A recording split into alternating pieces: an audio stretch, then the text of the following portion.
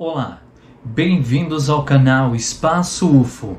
No vídeo de hoje traremos mais um caso que alavancou muito a ufologia brasileira a nível mundial. Estamos falando do caso da Operação Prato.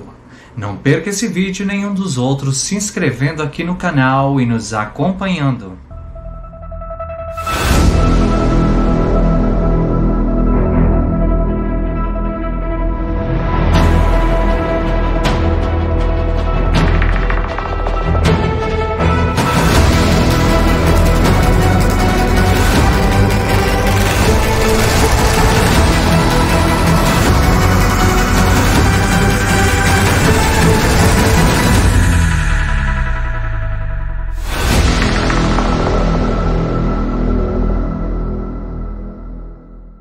Perante a falta de coerência e coesão de informações como data e outros detalhes sobre o caso que foram registrados por alguns ufólogos, utilizaremos apenas documentos oficiais e materiais de Carlos Mendes. Carlos Mendes é um jornalista profissional que acompanhou os casos da Operação Prato nos anos de 1977 e 1978. Tudo iniciou quando moradores da região começaram a relatar que estavam sendo atacados por certos objetos luminosos que vinham do céu.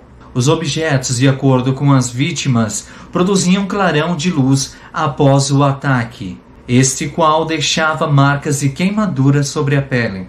As vítimas, após os ataques dessas luzes, começaram a demonstrar muita fraqueza e tontura, o que mais tarde, através de alguns estudos, levou à comprovação de que essas luzes estavam absorvendo o sangue delas. Algumas testemunhas escrevem que ouviram zumbidos bem baixos, o qual eles começaram a descrever como se fossem uma espécie de cochicho, o qual tinham certeza de que não era humano. E o padre da localidade não acreditava que os supostos ataques fossem de origem extraterrestre. Para ele, tudo não passava de uma obra do diabo. Quando falamos sobre o caso, normalmente vem à nossa cabeça a região de Colares. Porém, ela não foi um dos principais pontos onde aconteceram esses fenômenos. Pois um dos casos mais intrigantes aconteceu no dia 26 de abril de 77, na Ilha dos Caranguejos, próximo a São Luís. Quando dois pescadores que estavam pescando naquela localidade receberam a visita dessas luzes e de repente as luzes os atacaram e deixaram várias lesões que eram queimaduras como nos outros casos. O que fez com que vários outros pescadores começaram a ter medo de pescar, principalmente durante a noite. Os OVNIs começaram a ser vistos com muita frequência pelos povos que viviam naquele local, tanto que eles não haviam muito conhecimento ou nenhum conhecimento sobre o assunto da ufologia, dando assim mais veracidade ao relato deles. Então os casos de ataques começaram a crescer muito. As descrições dos ataques e as sequelas deixadas por eles eram sempre as mesmas. Marcas de queimaduras sobre a pele seguidas de tonturas e fraquezas. Então as luzes passaram a ser chamadas de chupa-chupa, pela característica de seus ataques. Inclusive houve até casos onde os ufonautas, os extraterrestres, foram vistos pelos moradores, próximo a um objeto luminoso que flutuava. Em outubro de 77 se iniciou a Operação Prato com a ordem do Brigadeiro Potásio de Oliveira, do Comar de Belém, e a operação durou 4 meses. A Operação Prato é considerada uma das mais completas quando falamos de registros oficiais, que envolve a interação entre extraterrestres e seres humanos, civis e militares. E quem tomou a frente dessa operação foi o coronel, que na época era capitão, Iranger Holanda Lima, que quando iniciou esse projeto era totalmente cético quanto a extraterrestres.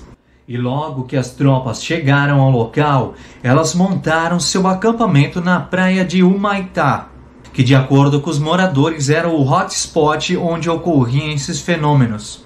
Logo que o acampamento foi montado, os civis foram proibidos de frequentar aquele local.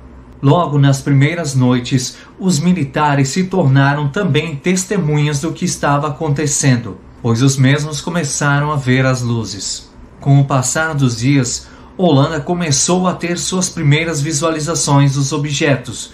Porém, mesmo assim, ele não acreditava que fosse algo extraterrestre. Muitos novos ataques começaram a ocorrer naquele período de tempo. Então Holanda resolveu conversar com as testemunhas, que relataram semelhanças entre todos os casos.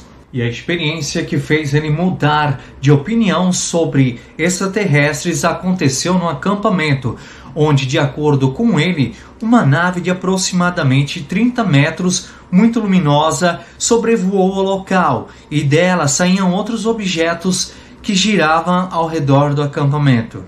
Logo após essa experiência, o comando recebeu a informação de que outro pescador estava tendo problemas com essas luzes. Holanda e outros soldados foram até o local, e dentro do barco eles puderam observar as luzes se aproximando novamente, fazendo manobras que, de acordo com ele, não representavam nenhum objeto do qual eles conheciam, militar ou civil. Em outro momento, os militares sobrevoavam a região com um helicóptero, quando luzes começaram a se aproximar, tomando conta do controle do helicóptero. O terror se instaurou sobre os passageiros, que após as luzes se afastarem e o comando voltar para as mãos do piloto, se sentiram mais seguras. E o informe 45 do dia 23 de novembro de 77 traz a informação de que OVNIs são avistados naquele local desde 66. E após passar 4 meses do início da operação, o alto comando então pede o encerramento do caso, sem dar muitas explicações. E foi em 1997 que Holanda resolveu falar. Ele apareceu no Fantástico e deu uma entrevista para a revista UFO.